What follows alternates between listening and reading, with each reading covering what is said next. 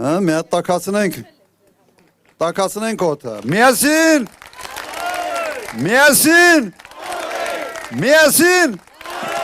Միասին կարող ենք հեռացնել աղետաբեր իշխանությանը, համոզված է Հայաստան դաշինքի առաջնորդ Ռոբերտ Քոչարյանը։ Հեռացնելու մեխանիզմը պարզ է։ Գալիս է հունիսի 7-ը։ Դուք գիտեք ինչ եք անելու հունիսի 7-ին։ Բոլորին պետք է մոբիլիզացնել, որովհետև այսօր մենք ունենք թշնամի ներսում եւ այդ թշնամի ներսից բացում է Հայաստանի դարպասները Ադրբեջանի համար։ Էլ ինչ պիտի անի Նիկոլ Փաշինյանը, որ անգամ մեկ հայ չաջակցի նրան։ Հայաստան դաշինքի վարչապետի թեկնածու Ռոբերտ Քոչարյանը վեդեցիներին հիշեցնում է, ինչ աղետներ բերեց Փաշինյանը Հայաստանի գլխին։ Հրահրեցին պատերազմ, պարտվեցին։ Տվեցին 5000-ից ավել զոհ, վիրավորներ, հողեր։ Հասան Հայաստանի հողերին, Հայաստանի հողերը տվին։ Հիմա էլ ինչ կարող են անել։ Երևի մնացել է մեկ բան, ժողովրդին սոված թողել։ Ոնց ենք ուզում ապրել ընդհանրապես։ Չունենալ բարեկամ, չունենալ դաշնակից, լինել մենակ այստեղ, ամբողջ հույսը կապել Ալիևի կամքի հետ, Ալիևի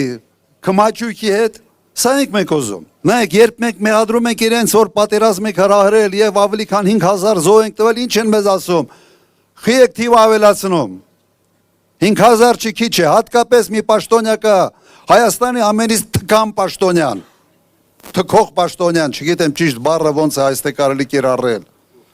մարդկանց երեսի թքող։ Ինչու մինչ օրս իշխանությունը չի հրապարակում հերոսացած հայորդիների անունները, հարցնում է Քոչարյանը։ Այդ երիտասարդներին, որ զորակոչել եք, զինկոմիսարիատներով ցուցակներ ունեցել եք, թե ոչ։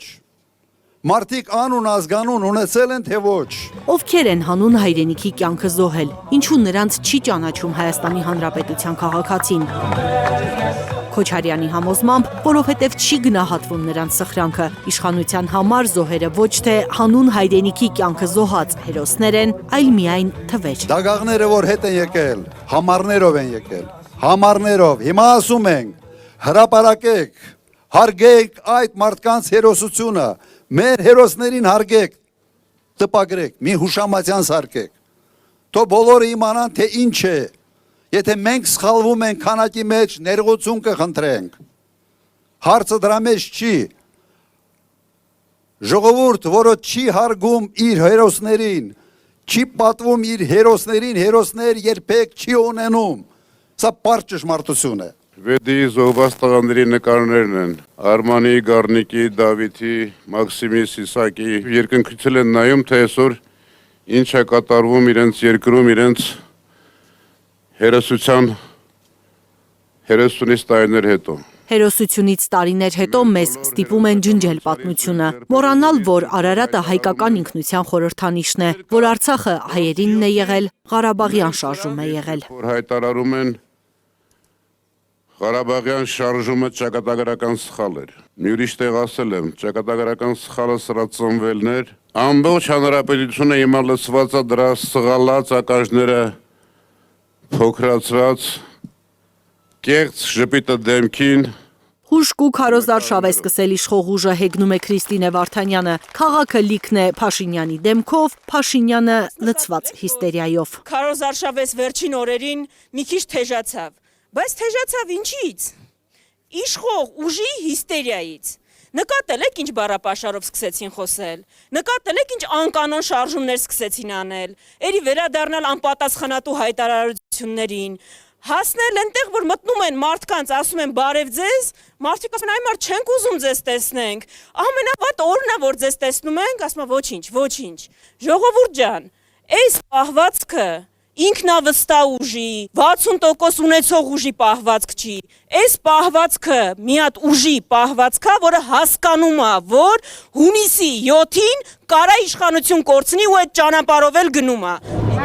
Եվ պիտի կորցնեն իշխանությունը նրանք, ովքեր միայն խոստանում են ոսկի սարեր, ընտրությունից ընտրություն հիշում են ժողովրդին, կոպեկներով բարձրացնում թոշակը, ստում թե խաղաղություն են բերել, ասում են Հայաստան դաշինքի անդամները։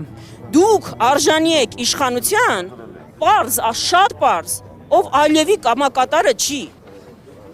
Այս մարդը կանգնում է պիկապի հետ վրա, ասում է Գնացել եմ, ստուգել եմ զենքերը, կրակում են, մայիսի 28-ին կտեսնեք։ Այ Նիկոլ ջան, դու ախր զենք ստուգող ես, դու զենքից հասկացող ես, դու հակաօդային պաշտպանության զենքը հրետանուց կարաս տարբերես։ Դու կարաս ճաշը ստուգես, դու կարաս, չգիտեմ,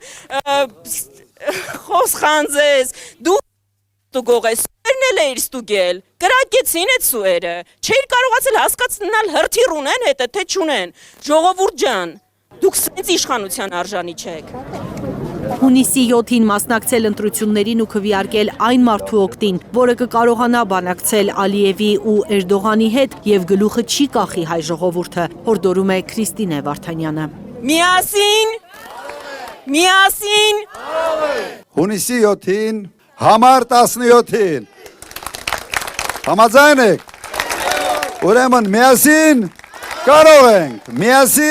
կարող ենք։ Շնորհակալություն ձեզ։ Ձեր ցավը տանեմ։ Պետք է պայքարել, չվախենալ, կրկնում է Ռոբերտ Քոչարյանը Արարատում քաղաքացիների հետ հանդիպման ժամանակ, ընդգծում է Հայաստանը հիմա հակաժողովրդավարական է առավել, քան երբևէ։ Հայաստանի ամբողջ պատմության մեջ այդքան քաղբանդարկյալ, իրենց հրճակած, հայտարարած մարդ չի եղել, ինչքան միայն այս 6 ամսում, երևի այս վերջի 6 ամսում կան Հայաստանում։ Սա լավ, միջև ուր, միջև երբ, եւ ինչի համար, հանուն ինչի։ Հանուն նրա, որ Ալիևի կամքը լինի Հայաստանում, կարծում է երկրորդ նախագահը, նկատում է Փաշինյանն այնքան նվիրված է Ադրբեջանի նախագահին, որ ցանկացած վիրավորանք հանդուրժում է, եթե այն դրված է Ալիև անվան կողքին։ 2 օր առաջ էր, հա, որ ասացի այդ համբալ բառը բան դարավ, չէ՞, մի քիչ շրջանառության մեջ մտավ, ահավոր նեղացան։ Շատ նեղացան, բայց հեչ չեն նեղացել մեկ արտահայտությունից, որ ասել եմ Ալիևի տուզիկն է, չի նեղացել, ուրեմն կապ չունի, թե այդ մարդուն դու ինչ ես ասում, Ալիև բառը կպցրու, ամեն ինչ մարսելու է, հիմա չգիտեմ, լավա համբալն ես, թե Ալիևի տուզիկը, Ալիևի համբալը, երևի, սա ընդունելի կլնի, սա կլնի ընդունելի։ Ոչ Ալիևն է մեզ պետք, ոչ Ալիևի համբալը, ասում է դաշինքի առաջնորդը, հորդորում ձգել գոտիները, դնել գլխարկները, անտեսել եւ կիզիջարևը եւ ամպրոպը, որովհետեւ միասին կարող ենք։ Գները գլխարկ եմ հակել, այնքան հանդիպումների մեջ ենք, որ լավ վարվելու ենք։ Այս գլուխը հալա պետք է գալու երկրի։ Պարոն նախագահ, մենք ամեն ինչ անելու ենք միջով վերջի շունչը։ Լիլիթ Խալաթյան, Անի Ղանդիլյան, Հայլուր։